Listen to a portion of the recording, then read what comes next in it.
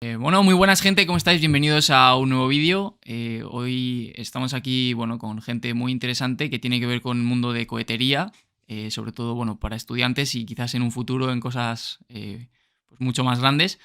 Estamos con Laura, con Nacho y con Sergi, así que si os queréis presentar un poco, porfa. Yo soy Laura Train, soy parte del equipo de Star UC3M, el equipo de cohetería de la Universidad Carlos III de Madrid. Llevo en el equipo prácticamente 4 años y he estado en la directiva de la asociación en años anteriores y ahora estoy más centrada en la parte técnica. He estado también en las 2 ediciones que nos hemos presentado desde el equipo de Star a Ah, Euroc. ajá, vale, Nacho. Vale, yo soy Nacho, soy del equipo de Faraday de la UPV de Valencia. Me encargo un poco de lo que sería la dirección técnica del proyecto. Llevo en el equipo desde el principio, es decir, alrededor de 2 años, un poquito más. Y al igual que Laura, también he estado en las 2 ediciones de Euro que en las que nos hemos presentado. Ujú. Pues yo soy Sergio Escribano, soy exmiembro del equipo de cohetería de la UPC, del Space Program y también del STAR, junto con Laura. Fui el año pasado a la competición Euroc y actualmente soy presidente de SURTAM, que es una asociación nacional encargada de coordinar a todos los equipos de cohetería en España universitarios. Ujú. Vale, sí, para que la gente entienda un poco el contexto, esto son unos diferentes equipos universitarios en los que se meten. Si digo algo mal, porfa, me corregís, ¿eh? Pero por poner un poco de contexto, en el que se meten los estudiantes pues para desarrollar, bueno, pues aptitudes con respecto a cohetería y tal. Hay una competición o varias, ahora hablamos de eso, en las que diferentes equipos de diferentes universidades pues se meten a competir y bueno, pues ellos son de diferentes equipos y han ido a la competición que se ha celebrado tanto este año como el año pasado y bueno, pues por eso vamos a hablar un poquito de qué cosas se les pide, cómo se meten en las competiciones, etcétera. ¿Todo bien, no? Más o menos. Vale, Perfecto. vale. Entonces, brevemente, si podéis contar cuánta gente sois en el equipo, porque sois de equipos diferentes, Laura y Nacho, ¿no? Entonces es interesante saber un poco la diferencia o las similitudes. Así que si podéis contar, Laura, por ejemplo, eso, cuánta gente sois, cuánto lleva el proyecto o algo así. Sí, pues nosotros en STAR somos alrededor de unas 40 personas inscritas en lo que es la asociación y empezamos con el proyecto como a finales de 2018, luego vino la pandemia y bueno, tuvimos nuestras subidas y nuestras bajadas, ¿no? Actualmente activos en el proyecto de trabajo diario y demás somos alrededor de unos 20, 25 y nos organizamos en diferentes departamentos que tienen que ver con el desarrollo de los subsistemas, diferentes a nivel técnico y a nivel organizativo. Y básicamente ha sido así desde que empezamos y seguimos con la misma estructura organizativa. Ajá. Muy guay. Una pregunta, ¿sois todos ingenieros? En la gran mayoría, sí. Luego tenemos algunos miembros de marketing, Ujú. cosas un poco menos técnicas que nos ayudan, sobre todo con redes sociales y comunicación y demás. Ajá. Muy guay. Vale, Nacho.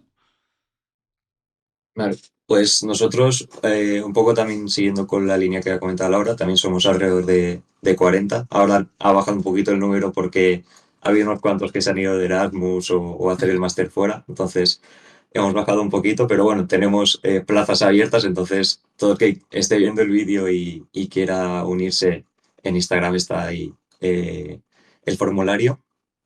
Y nosotros empezamos un poco, digamos, el equipo empezó a gestarse en abril, mayo del 21, pero no fue hasta septiembre, digamos, después de verano, que ya empezamos a trabajar y a preparar ese primer prototipo de competición.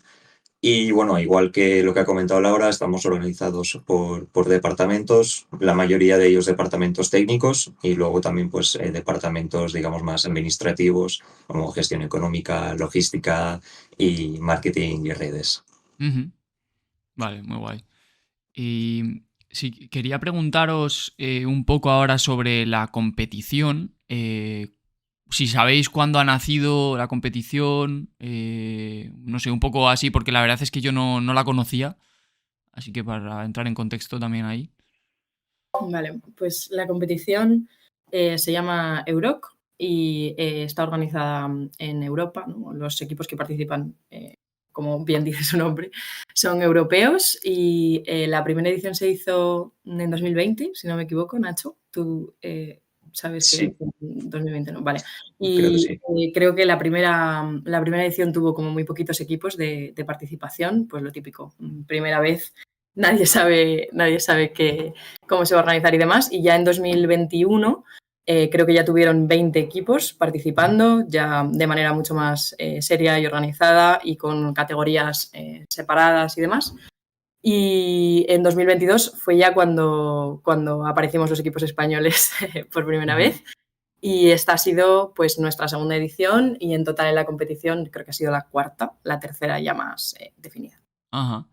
La parte de la financiación del proyecto y tal es una cosa que siempre me parece muy interesante para equipos universitarios. ¿Eso lo tenéis que conseguir cada uno por vuestra cuenta? ¿Hay universidades que tienen más recursos por cualquier motivo? O sea, la universidad, por ejemplo, les da dinero, otras no. Eso es un poco injusto, justo. No tengo ni idea, por si podéis contar un poco. Vale, pues bueno, por ejemplo, nosotros una parte, digamos, importante de la financiación viene por parte de la universidad o de organismos públicos, por decirlo así, Ujú, por parte de universidad y luego por parte de institutos y facultades dentro de la propia universidad. Luego, lógicamente, también buscamos fuera en sponsors, en las empresas privadas, ya sea en capital o también en especies, que normalmente las empresas son más propensas a ujú. patrocinarte en especies que no en capital.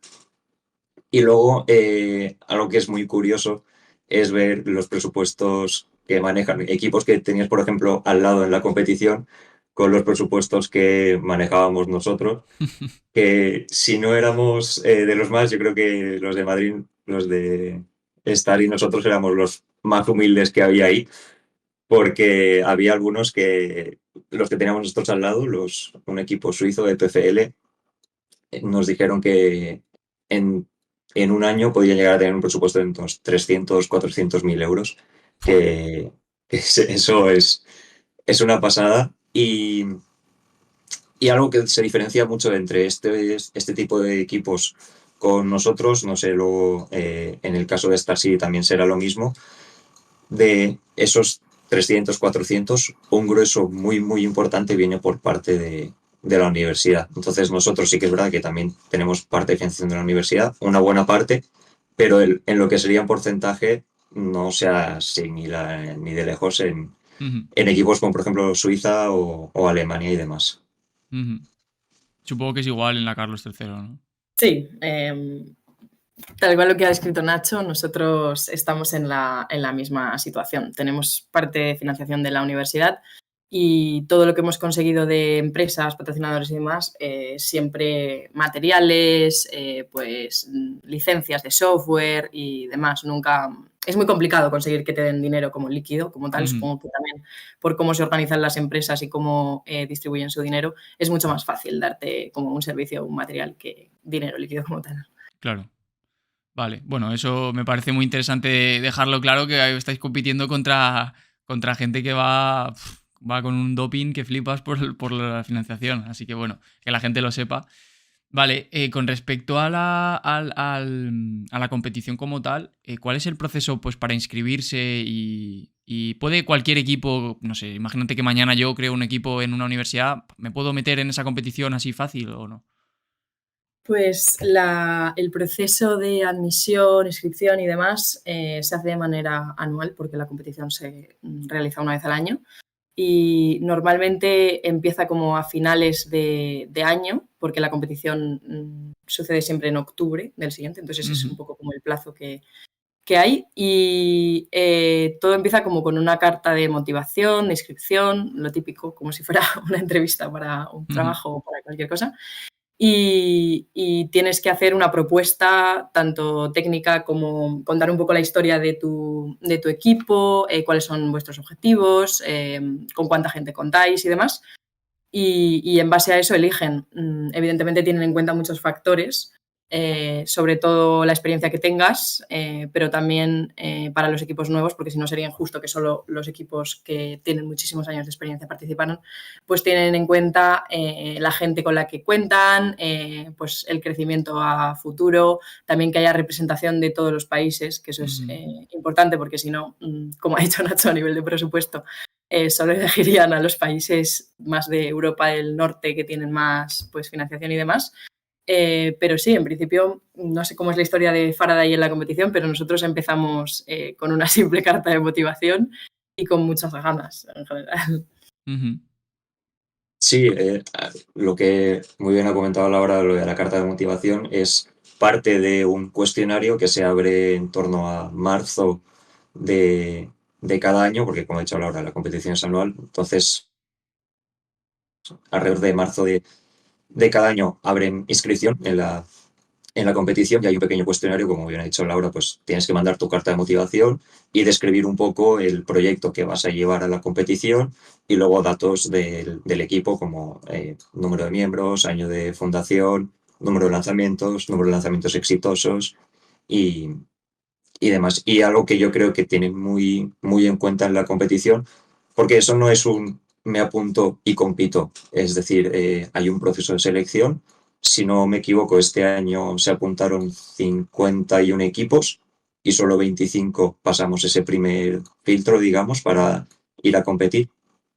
Y algo que yo creo que tienen muy en cuenta a la hora de elegir qué proyecto va y qué proyecto no, es que el proyecto tenga un sentido. Es decir, que no sea hago un cohete por hacer y ya está, sino es decir, que vean ellos que hay una tecnología que se quiere probar para posteriormente ser puesta en otro prototipo o que se quiere hacer un avance en algún campo, es decir, que el proyecto tenga un sentido.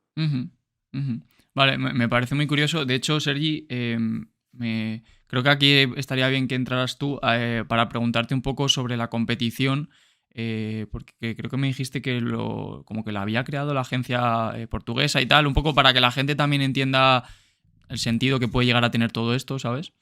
Sí, justo. Esta competición se creó, de hecho, poco después de la fundación de la Agencia Espacial Portuguesa y es una de las actividades que crearon así como para incentivar la actividad de la cohetería y la actividad espacial en Portugal.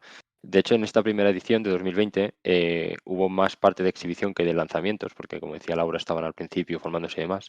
Ahí ya hubo 2 equipos españoles que participaron en la parte de exhibición, no lanzaron, pero sí fueron a enseñar sus proyectos, que fueron el Biscay Team del País Vasco y Cosmic Research de la UPC de Cataluña.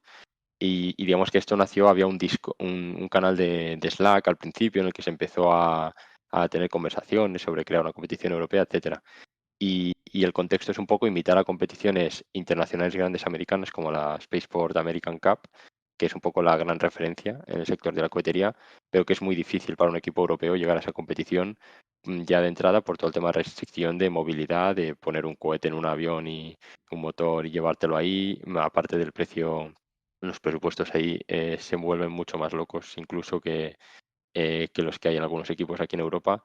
Entonces, un poco tener un sitio aquí en Europa donde poder competir. Y hasta el año pasado, al menos, no sé si vosotros sabéis algo, chicos, estaba solo limitado a equipos europeos. No sé si ya han abierto la veda para equipos de fuera de Europa o siguen siendo solo europeos. Yo creo que sigan siendo solo europeos, pero hay veces que también vienen equipos de fuera de Europa como de visitantes a presentar como sus proyectos y demás, pero creo que no ha lanzado todavía un equipo fuera de Europa, si no me equivoco.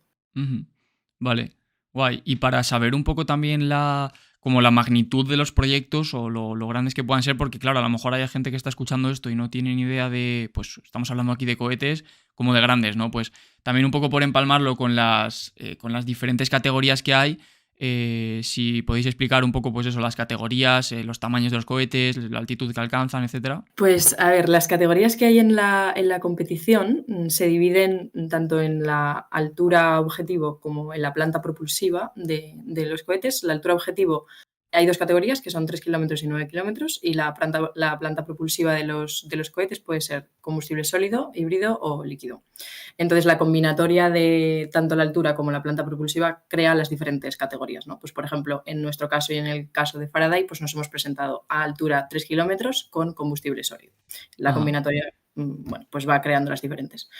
Entonces, para que os hagáis a la idea, los cohetes que nosotros hemos presentado, en nuestro caso, Lince, que ha sido el cohete que hemos presentado este año, era de 10 kilos de peso y unos 2,20 metros aproximadamente como de longitud, y el diámetro son 10 centímetros, ¿vale? Ujú. Pero al mismo tiempo, en la competición, si no recuerdo mal, el cohete más grande que había, o al menos más pesado, era el cohete de un equipo alemán, que eran 95 kilos.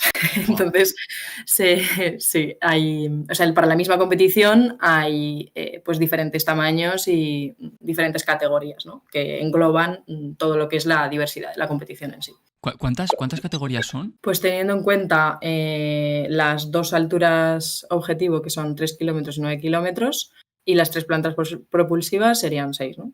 Ajá.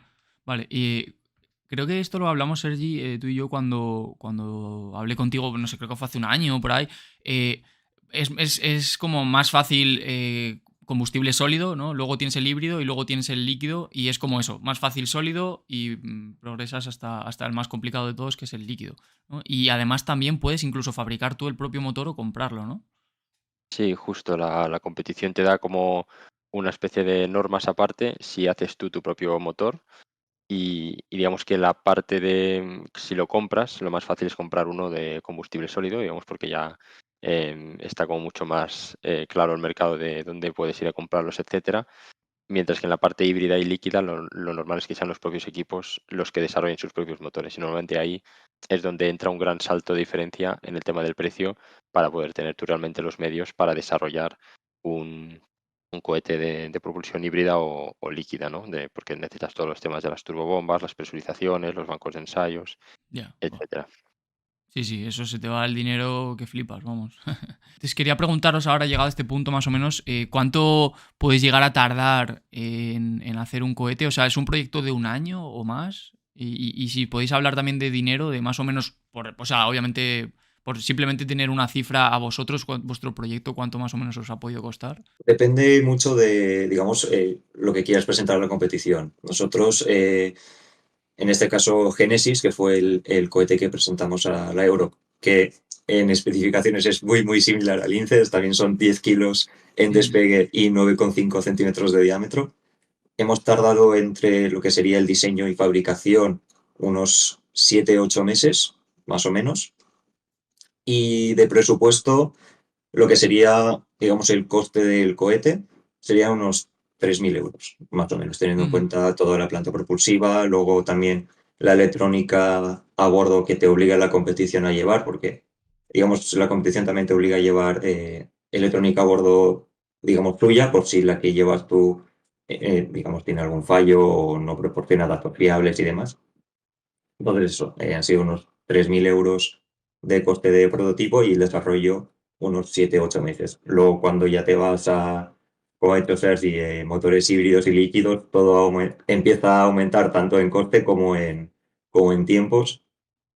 Y luego, por poner simplemente un ejemplo, el equipo que ha comentado Laura antes, los alemanes, los de Bar, solo su cámara de combustión y tobera creo que eran alrededor de unos 40.000 euros. Es decir, claro, hay un salto en presupuesto interesante. Una tobera impresa en Inconel en 3D. Entonces, claro, ahí esos tipos de motores son muy, muy, muy atractivos, aunque llevan una gran complejidad técnica, lógicamente, y también llevan una gran complejidad a nivel de presupuesto, que no todos los equipos te pueden permitir empezar un proyecto de un motor híbrido o líquido. Es Claro. decir, ves que estos tipos de plantas propulsivas son de equipos, pues eso lo he dicho, alemanes, noruegos, suizos, son equipos muy, muy específicos.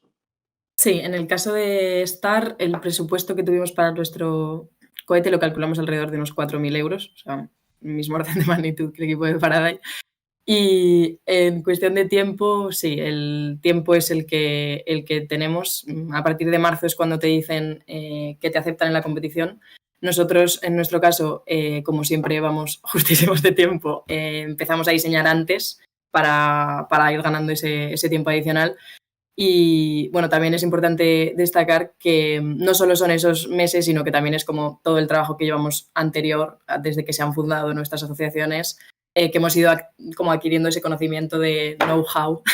de saber sentarnos y decir por dónde empezamos, ¿no? Claro. También es importante. Mm, Sí, también decir que al final sois todos estudiantes y que no estáis dedicando full time a eso, que al final tienes que aprobar las asignaturas, ¿no?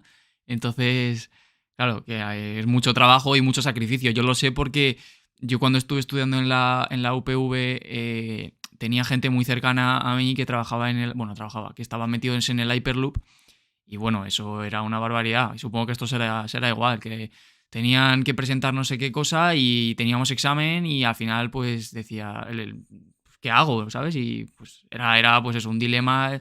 Trabajo por la mañana con esto, por la tarde con lo otro, es un jaleo, pero bueno, supongo bueno, que está guapo y que mola, pero que también es importante que se sepa. Con respecto a los requisitos que has dicho, Nacho, de que la electrónica, que te obligan a meter también una suya y tal, ¿qué tipo de cosas son importantes para ellos, ¿sabes? En plan, a nivel, yo qué sé, pues que se pueda medir bien, yo que me lo invento, porque no tengo ni idea, la velocidad o que la altitud o cosas así. Digamos, dentro de lo que sería ya la competición hay cuatro categorías, no, cuatro puntuaciones distintas en las que luego se suman todos los puntos y se tiene la puntuación overall, digamos, Ujú. que sería el respecto al technical report que mandas, porque a principios de septiembre cada equipo tiene que entregar un report de su proyecto, limitado a 50 páginas obligatorias, luego ya en anexos todo lo que te quieras extender. Te obligan a eso, a hacer un reporte. Luego también te valoran bastante lo que sería el desarrollo técnico de tu vehículo.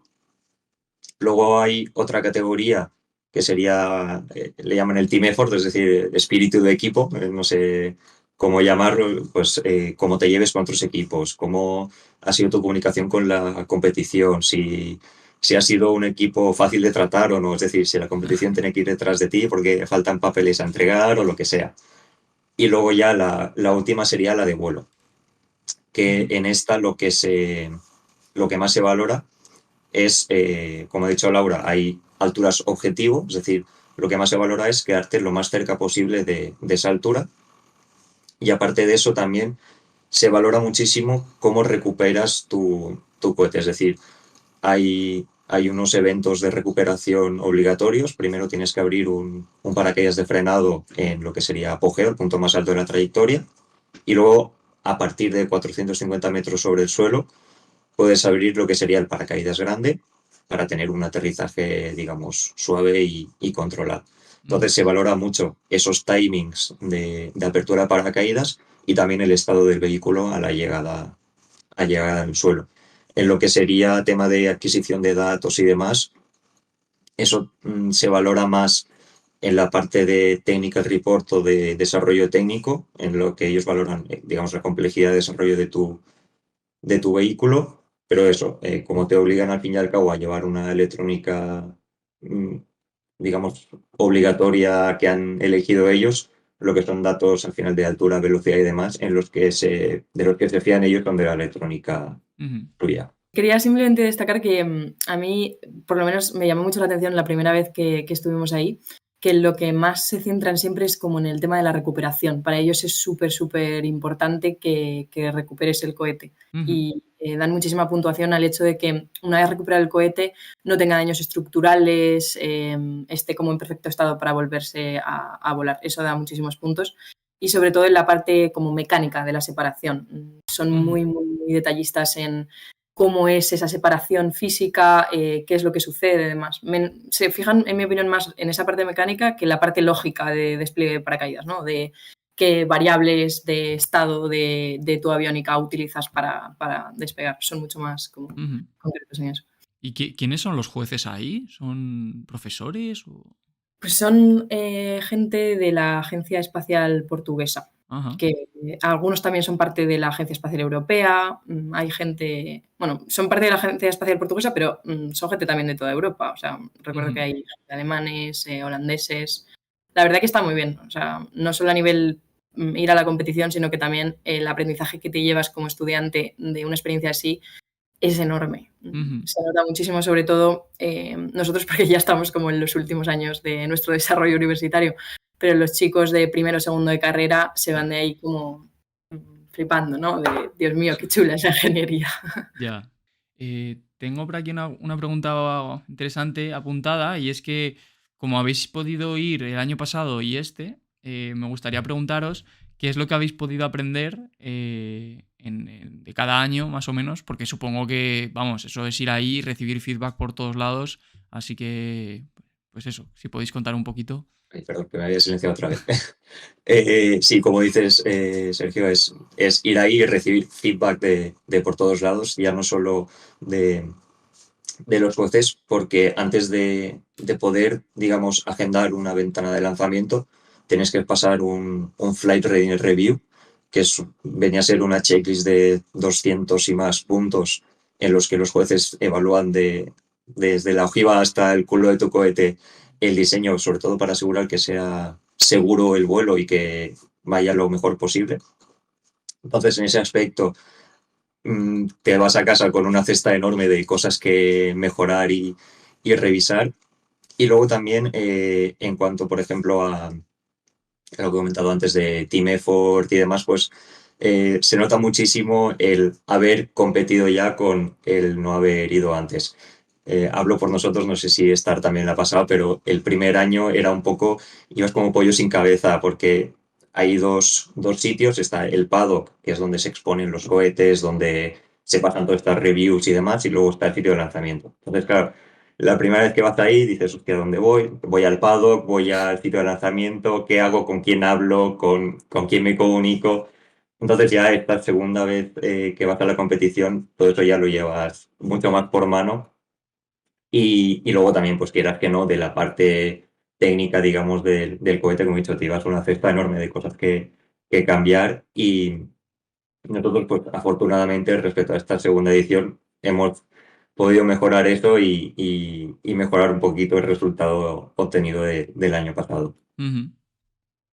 Completamente. A lo que ha dicho Nacho, añadiría simplemente que la logística del lanzamiento, por muy como directa y sencilla que parezca, una vez estás ahí, es un caos. O sea, porque tienes un equipo que está como en la estación de tierra, que es los que se llaman Mission Control, luego tienes un equipo que está montando el cohete, la parte como de los pirotécnicos y demás, que está con el personal de la competición pasando la Launch Readiness Review, que es como una revisión que se hace en el mismo día del lanzamiento que te autorizan directamente a lanzar, y luego tienes otro equipo que va a llevar el rail, o sea, que va a llevar el cohete al rail de lanzamiento.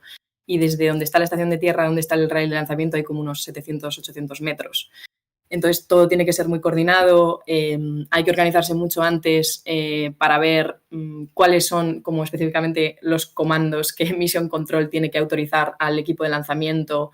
Una vez estás ahí, cuál tiene que ser la secuencia de encender la electrónica, subir el cohete al rail y demás. Ujú. Y sobre todo es muy importante ir como con una lista de cosas que no se te pueden olvidar, ¿no? Porque una vez estás ahí, entre la adrenalina, los nervios, que vas siempre con el tiempo justo, como se te olvida una cosa, pues la puedes liar mucho. Ujú. Y eso, vamos, nosotros por lo menos desde Star notamos muchísimo la diferencia del primer año que vas al segundo año que vas, porque el segundo año que vas ya sabes lo que tienes que hacer. Claro. Y más o menos por saber cómo han ido los lanzamientos, o sea, ¿han ido muy mal, muy bien? O por saber. Pues me parece que nos presentamos 19 equipos, fuimos los que fuimos a la competición. Y prácticamente todos intentamos por lo menos lanzar, creo que solo hubo 1 o 2 equipos que directamente no lanzaron porque tuvieron fallos, bueno, como complejidades técnicas que decidieron como que no podían solucionarlas. Ujú. Yo creo que equipos que fuimos capaces de lanzar el cohete y recuperarlo fuimos aproximadamente como 8 o 9, algo así. No sé Ajá. si Nacho tiene un número como más concreto, pero más o menos ese es el ratio de éxito de la competición. Ujú. Y los que no lo recuperan, no lo recuperan porque no se les abre paracaídas. Bueno, supongo que será por eso, claro. No se les abre el paracaídas, se descontrola. Sí, típicamente lo que se llama como trayectoria balística, ¿no? Que simplemente tú lanzas el cohete, no consigues abrir los paracaídas, bien por fallo a nivel electrónica o a nivel mecánico de que no se separa, el cohete cae balístico y se hace 1000 pedazos. Luego también hay otros equipos, sobre todo los que tienen motores propios, por la gran complejidad que supone tener tu propio motor, a veces pues fallan también en lo que es el encendido de motor, yo qué sé, la combustión y tal es mucho peor de lo que ellos pensaban.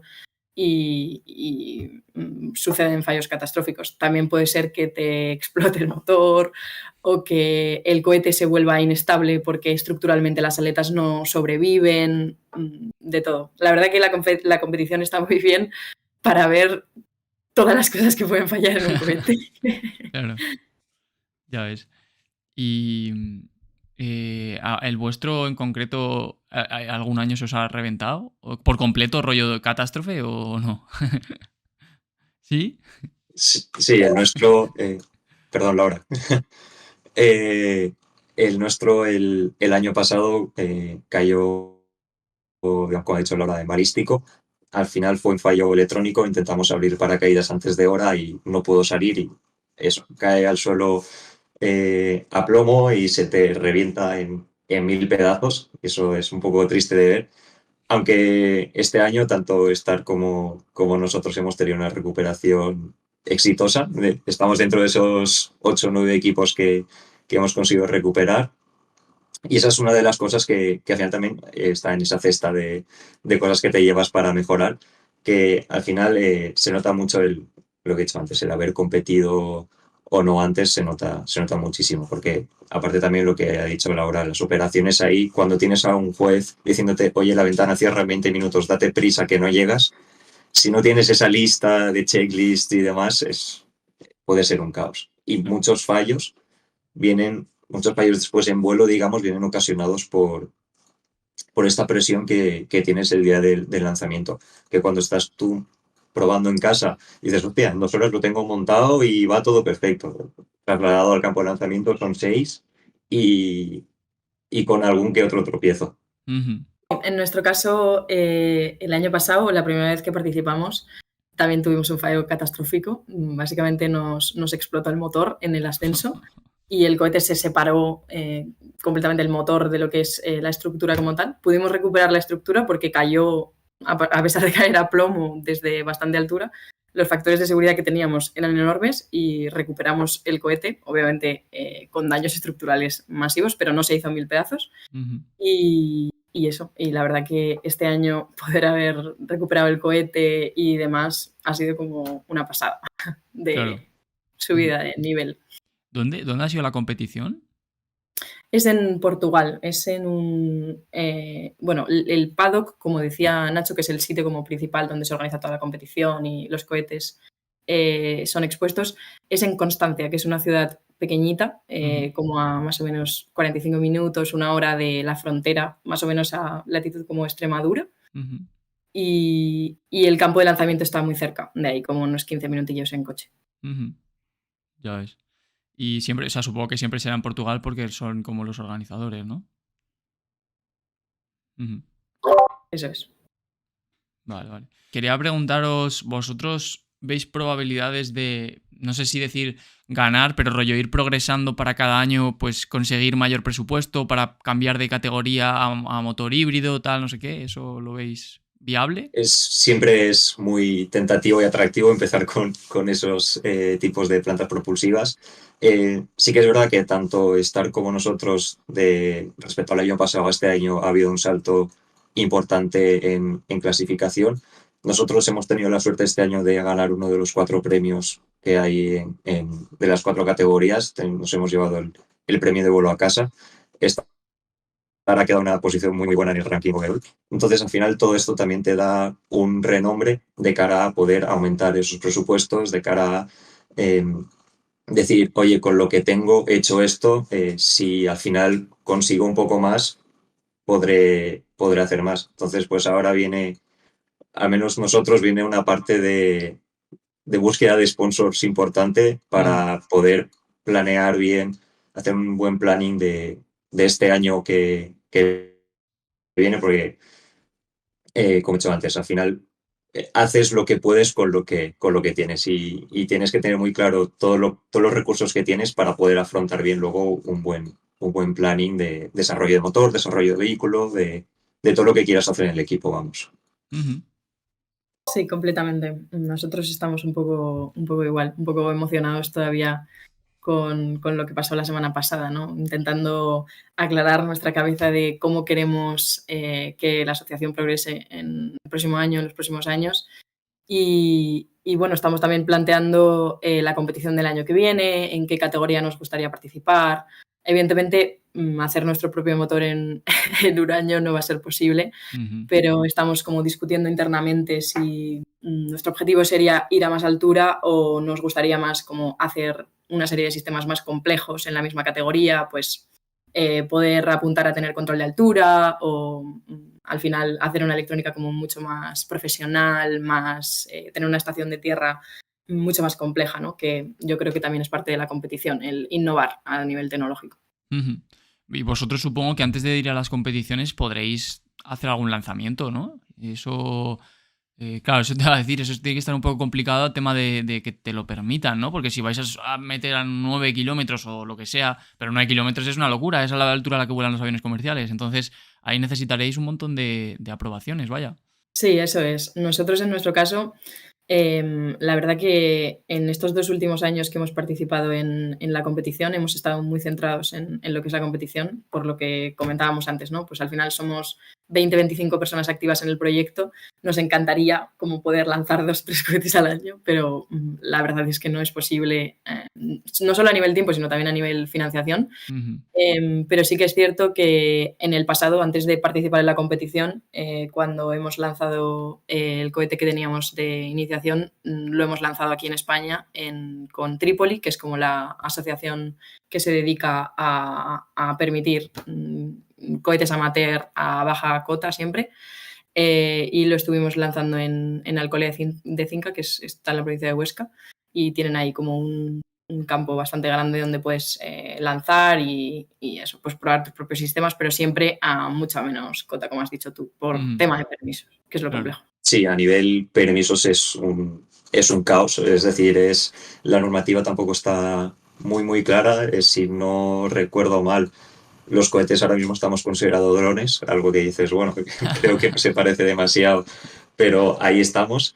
Entonces, sí, lo que ha dicho Laura, las posibilidades que tenemos para lanzar aquí en España es Trípoli, aunque pues eso, siempre a baja altura. Entonces, si al final quieres probar un sistema que va a viajar tanto a 3 como a 9 kilómetros, se queda un poco corto en el sentido de decir, no lo estoy probando en las condiciones reales de vuelo que va a volar. Entonces, hacer lanzamientos aquí en España está un poco complicado. Ya. Bien, en ese sentido, comentar que desde Surtam estamos intentando promover más facilidades para los equipos para poder lanzar desde distintos puntos de España. Hay distintas opciones, se pueden pedir NOTAMs para hacer lanzamientos propios, pasa que te limitan mucho también en altura. El problema de la Euroc es que va a cotas muy altas, ¿no? De 3 y 9 kilómetros. Ellos ahí lanzan, como es algo al final organizado desde la Agencia Espacial Portuguesa, tienen ayuda también del ejército portugués para hacer los lanzamientos. Tiene espacio aéreo muy controlado para esa competición. Digamos que es mucho más fácil para ellos que para un equipo, evidentemente, pedir ese margen. Pero hay experiencias lanzando con NOTAMs, hay experiencias también lanzando desde donde ha lanzado ahora PLD. Hay equipos universitarios, Cosmic ha lanzado desde ahí, en Huesca y Huelva. en Huelva, que diga. Y eso. Entonces, bueno, es un poco intentar buscar también crear alguna especie de evento en el que puedan lanzar todos los equipos españoles para que les sirva de práctica para antes de la Europe, para poder practicar todo eso que comentan que aprendes de un año a otro. Ajá. Creo que Sergi no lo has contado. ¿Qué es Surtam? Porque creo que lo hablamos hace un año, pero ahora para que la gente lo sepa también.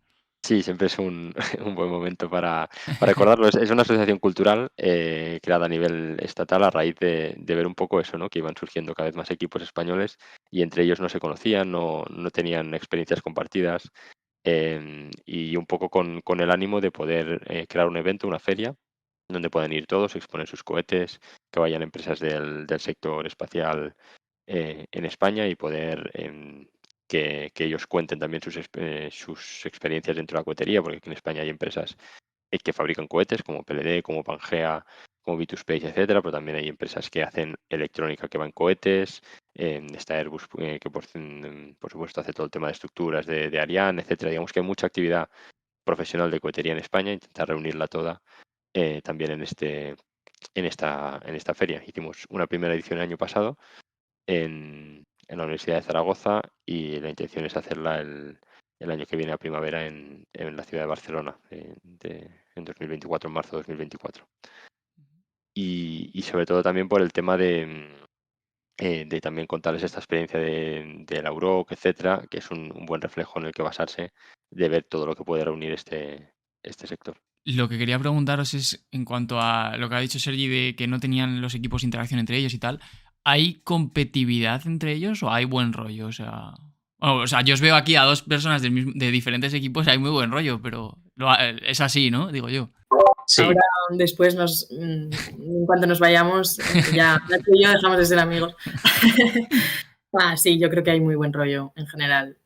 Al final, todos tenemos como un hobby común, no muy común, ¿no? Que no, o sea, que no nos beneficia a nadie tener competitividad. Bueno, tenemos competitividad, pero yo creo que es sana, ¿no? Ujú. Y al final, por lo menos a nosotros a nivel de España, yo creo que el equipo de Star y el equipo de Faraday estamos como muy compenetrados por el hecho de que nos vaya bien en estas competiciones nos da mucho más bombo y más como posibilidades de atraer a gente, de atraer patrocinadores, de que la cohetería en España pues tenga un lugar más importante. Claro. sí, totalmente lo que ha hecho Laura. Al final, nosotros también cuando vimos el resultado de Star fue como, joder, qué ilusión bueno, lo primero, qué ilusión que vayan a la Euro y después, joder, qué ilusión verlos ahí en un cuarto puesto europeo que se dice rápido, es decir, o sea, un cuarto puesto contra equipos de 200, 300, 400 mil euros de presupuesto tiene mucho mérito.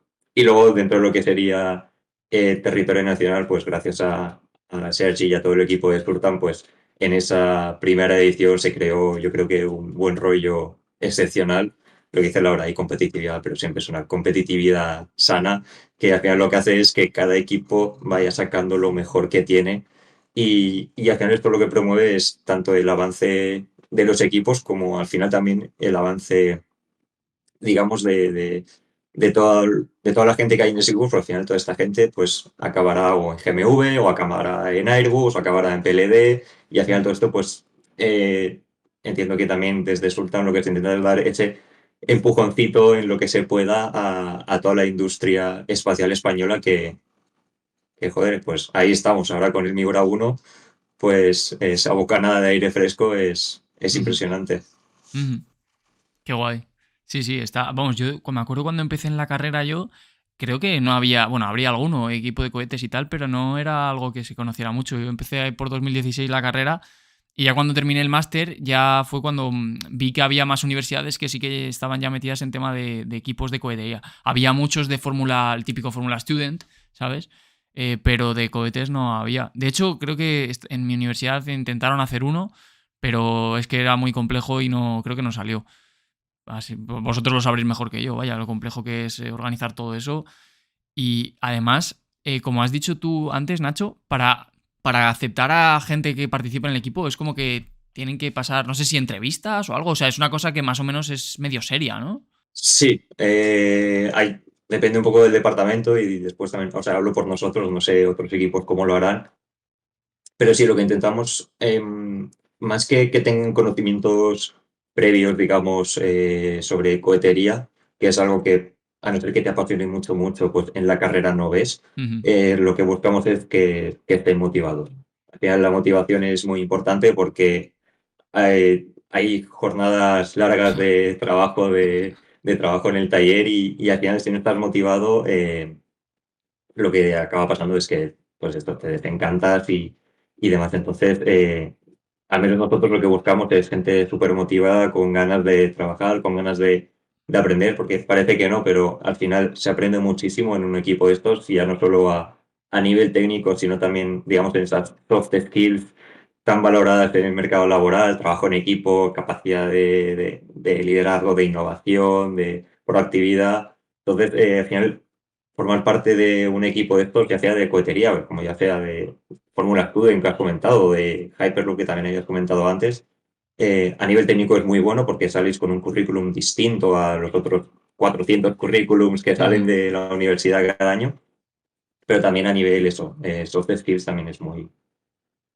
beneficioso. Sí, completamente. Nosotros en el equipo, lo que ha dicho Nacho, buscamos a gente como muy motivada y sobre todo siempre pensamos en la continuidad que va a tener el equipo, ¿no? Porque al final los que empezamos el equipo ahora ya estamos como terminando la universidad y demás, y sería una pena que todos estos años de trabajo y la filosofía como que hemos instaurado en la universidad se pierdan por el hecho de que nosotros nos vayamos de la universidad, ¿no? Claro. Entonces siempre tenemos ese pensamiento de coger a gente, sobre todo jovencita, que les apasione el proyecto y quieran continuarlo. Es súper interesante, vamos. A mí me mola mucho que las universidades tengan eso porque, vamos, yo sé que en la carrera al final aprendes cosas muy teóricas, pero es que el mundo real luego no es así. Y entonces, en ese tipo de proyectos es donde realmente aprendes pues el trabajo que tiene un ingeniero aeroespacial a la hora de desarrollar cualquier tipo de sistema o tal.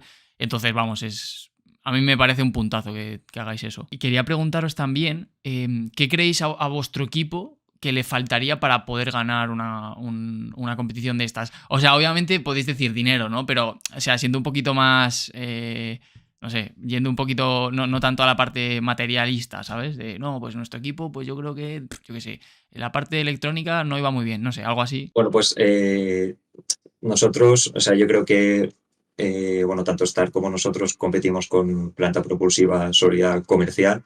Un muy buen paso de cara al año que viene podría ser hacer un motor propio, que eso también pues te da puntos a la hora de pues todo el desarrollo técnico, como en el Technical Report. Entonces eso ya sería un pasito más hacia lo que dices tú, hacia esa victoria.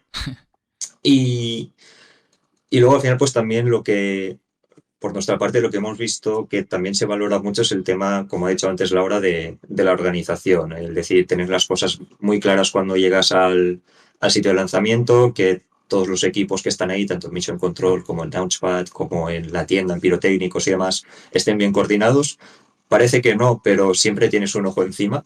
O sea, tú vas a tu rollo estresado porque no llegas a la ventana, pero siempre hay alguien que te está mirando y está apuntando lo que está haciendo el equipo en cada momento.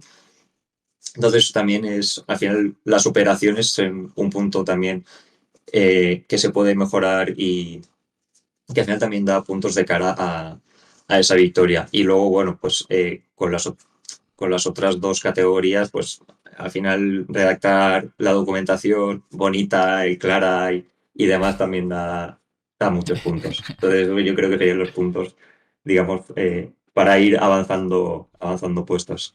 Ajá. Sí, completamente. En nuestro caso, otra cosa que añadiría es el hecho de que los ingenieros en general, como siempre, tendemos a fijarnos, ¿no? Como en nuestros proyectos, en nuestros sistemas, y luego cuando lo integramos todo es cuando empiezan a fallar las cosas. Y nosotros, pues un poco por las circunstancias estas de que no siempre es posible juntarse todos, los tiempos que cada uno maneja son diferentes, ¿no? Unos trabajan en máster, otros están en el grado todavía y demás. Sobre todo los mayores problemas que tenemos son cuando integramos todo. Imagínate, tú tienes un sistema de telemetría que funciona genial, haces la prueba de radio, funciona perfecto, lo metes dentro del cohete y empieza a fallar, ¿no? Joder, pues si nos reuniéramos desde el principio y empezáramos a probar las cosas desde ya todo integrado, pues seguro que podríamos como alcanzar como mayores metas, como innovaciones un poco más como complejas, ¿no? Y eso, sobre todo el tiempo. A nosotros es lo que más nos limita, que siempre tenemos el cohete ya como preparado e integrado cuando quedan pues escasos días, semanas. Y si pudiéramos como invertir un poco más en bancos de pruebas, ese tipo de tecnología con tiempo suficiente antes de la competición, yo creo que podríamos dar una performance como mucho mejor en general en la competición. Y aquí también es importante mencionar, claro, ellos han quedado, como decían, cuartos y quintos, ¿no? Respectivamente, Star ha quedado cuarto y Faraday ha quedado quinto, de un grupo de 20. O sea, pese a tener un presupuesto más limitado, no les ha impedido llegar a puntuaciones altas y quizás si hubiesen sacado mucha mejor puntuación, por ejemplo, en el Technical Report, que es algo independiente del dinero que tengas, ¿no? Porque al Ujú. final es el tema de documentarlo, etcétera.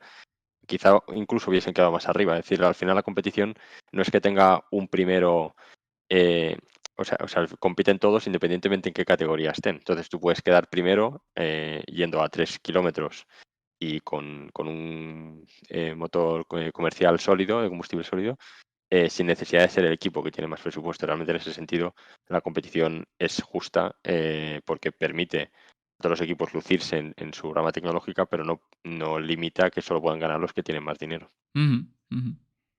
Qué guay. Y supongo que vosotros tenéis pensado seguir presentaros en el del año que viene y tenéis expectativas de, no sé si decir, de hacerlo mucho mejor o bueno, por lo menos quedar entre el top 10 igual, ¿no? Ahora hay que venderse, Nacho. Dale, dale.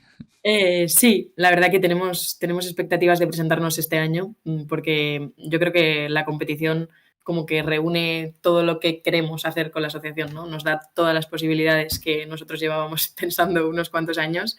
Y como he dicho antes, estamos decidiendo cuál es como el objetivo al que vamos a ir. Si vamos a apuntar a más altura o vamos a fijarnos un poco más en la complejidad de nuestros sistemas y demás. Pero, por supuesto, el hecho de haber lanzado de manera exitosa te da una base de diseño que sabes que ya funciona, ¿no? Entonces, partes ya como desde mucho más arriba que otro equipo que, por ejemplo, nunca ha lanzado un cohete de manera exitosa y ha recuperado y demás. Ajá. Entonces, las aspiraciones que vamos a tener, pues por supuesto, van a ser muy altas. Bien, bien. Sí, yo totalmente de acuerdo con Laura. Al final, tener un vehículo que sabes que funciona, que recupera como tiene que recuperar, ya es una base muy importante para, pues como ha dicho Sergi, poder mejorar en otras que no son tan específicas de tu vehículo o tu tecnología, sino que al final es plasmar en 50 páginas todo lo que has hecho en un año, que eso, bueno, para equipos con 10, 12, 15 años de experiencia, pues al final son años que tienen ahí que se van puliendo y nosotros, pues al ser dos equipos tan jóvenes, pues a menos nosotros en nuestro caso esa parte nos penalizó mucho. También creemos que es normal, entre comillas, tener esa puntuación ahí y al final pues también es algo a mejorar de cara al año que viene. En vuelo sí que esperamos hacerlo igual que este año, hemos sido el que más puntuación ha recibido en la categoría de vuelo.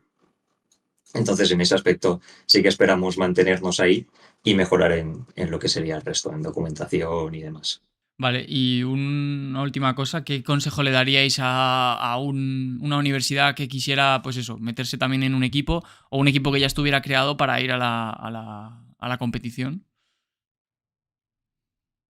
Pues sobre todo, como mencionábamos antes, que primero hagan un cohete como algo más pequeño, que sepan que pueden lanzarlo en territorio nacional, que no sea como de fabricación muy, muy cara, porque al final no es tanto como la dificultad de fabricar un cohete complejo, sino el hecho de hacer algo que vuele y que cumpla como todos los objetivos de recuperación y demás, por muy sencillo que sea, como si es de cartón, ¿no? O sea, al final lo importante es tener un equipo que sea capaz de integrar, que sea capaz de seguir la logística de lanzamiento y sobre todo que tengan una organización y una motivación, ¿no? Porque al final puedes tener un montón de equipos separados con muchísimas ambiciones técnicas, pero si no tienes una como directiva ejecutiva de la asociación que te guíe y que sepa hacia dónde quiere ir la asociación, es muy complicado porque empiezas a gastar mucho tiempo en desarrollos, a encontrar como muchas complejidades que al final pues se pueden solucionar si haces un proyecto como más pequeño y sabes bien cuál es la logística de lanzamiento de un cohete.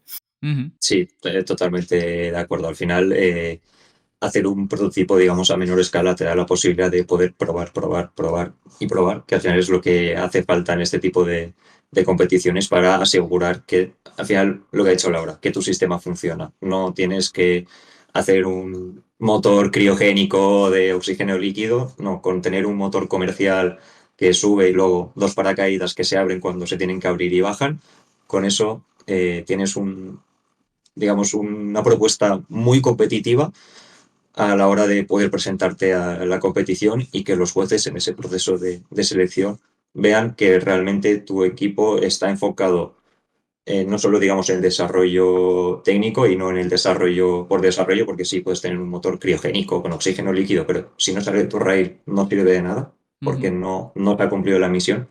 Entonces, sobre todo eso, dar esa, no sé cómo llamarlo, hacer ver a los jueces que tienes una propuesta, digamos, robusta, que aunque sea más sencilla, digamos, entre comillas, porque dentro de este mundo no hay nada sencillo, aunque sea más sencilla, entre comillas, a nivel tecnológico que otras propuestas, es un vehículo que es robusto, que funciona y que está probado. Ujú. Qué bien. Vale. Pues nada, yo creo que más o menos eso eran todas las preguntas que yo tenía. No sé, Sergi, si tú quieres aportar, preguntar o lo que sea, algo más desde Surtam, algo que veas. Sí, bueno, a mí me gustaría preguntaros a los dos chicos, y es que si Surtam creara una competición nacional, si podíais participar, teniendo en cuenta que ya tenéis que participar en la Euroc, si lo veríais compatible o deseable. ¿O crearíais ahí como una segunda división dentro de los equipos para participar en Surtam?